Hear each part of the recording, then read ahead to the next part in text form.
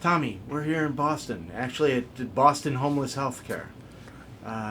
You've been homeless for a while. Tell me about it. Uh, my basic reasons, and it all comes down to one thing, is my abuse problem. That's what it comes down to. It's been an ongoing thing that I've always been like all or nothing when it comes to drinking. Basically, drinking is my main problem, and it leads to, some people say, are you homeless because of drinking, or are you drinking because you're homeless? I'd say a little of both, But for the most part, I end up homeless because of drinking. If I'm doing the right thing and I'm in the right frame of mind and not on any kind of, not drinking, I can kind of get my life in order, but I got to take care of that, and things will probably fall into place, So that's what I blame it on. I wish I could just deal with that. Addiction, any addiction, Any hard addiction, to break. absolutely, yeah. When people complain, and say, "Well, I don't understand," I say, "Well, how's that diet going?"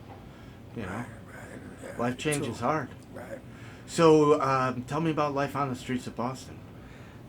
Well, I kind of end up with a little crew that I run around. We look out for each other and stuff, but eventually I end up on my own. I kind of get off the.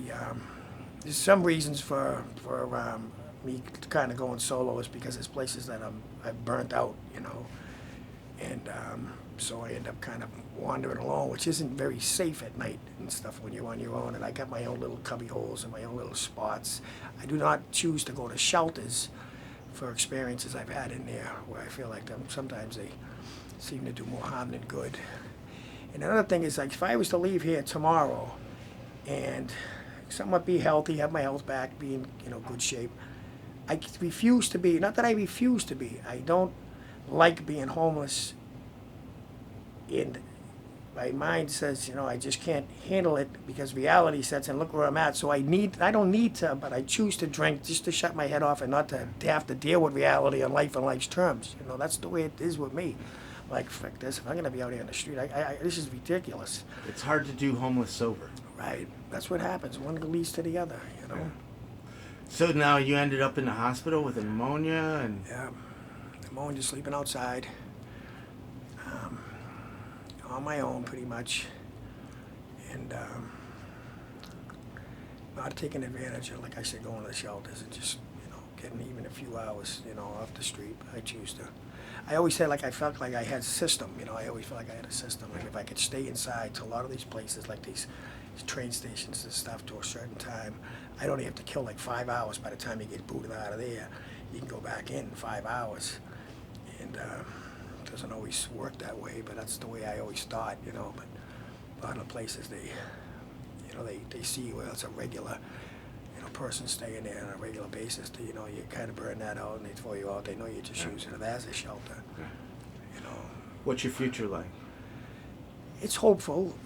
Like I said, that there's so much opportunity and potential for me if I just stay involved with some type of program.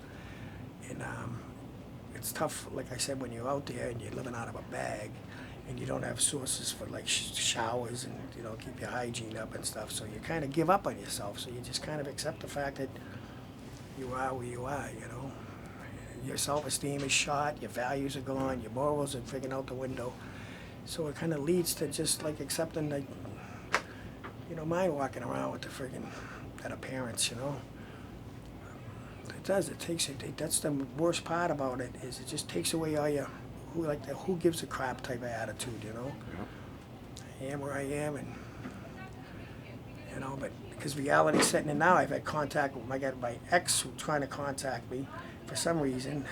I got a brother who's been somewhat supportive and helpful, and that bothers me. I got a sister I haven't talked to 3 years that called me, and it's like it's scary. You know what I mean? So I just seem like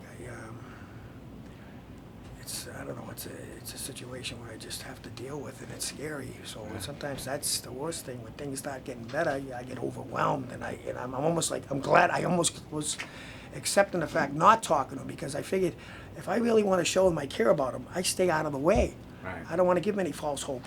Right. And and then screw up down the road. And after I just gave them all this excitement, so I do it for them. For me not to be in a picture isn't that I'm just, sabotaging everything purposely. I do it because I'm doing them a favor. I'm out of the freaking picture. You don't have to give me any kind of assistance or anything like that. Because now you don't have to worry about me.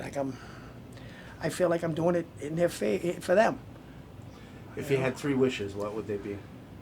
My first would be, number one, to stay abstinent from alcohol, because without that, everything else is kind of hopeless.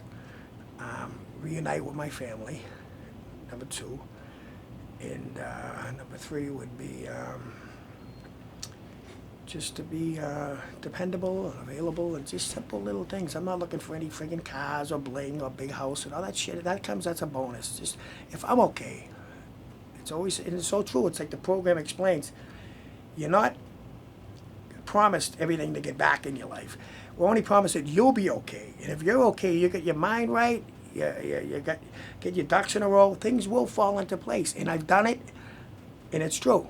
I got to take care of me. And it's a selfish thing, but not like in a greedy kind of way. You just got to take care of yourself. And I know it. And I get it sounding like it's easy. It's not, because I could be drugged tomorrow.